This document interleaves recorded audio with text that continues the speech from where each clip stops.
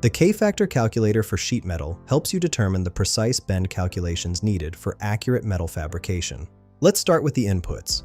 First, select your material type from the drop-down menu. You can choose from mild steel, stainless steel, aluminum, brass, or copper.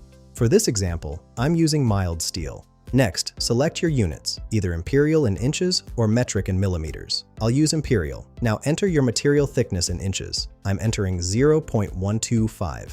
Finally, input your inside bend radius in inches. I'll also use 0.125. Click Calculate K-factor to see your results. With our test inputs of 0.125 inches for both thickness and radius, here's what we get. The K-factor is 1.4427, which represents the ratio of the neutral axis location to the material thickness.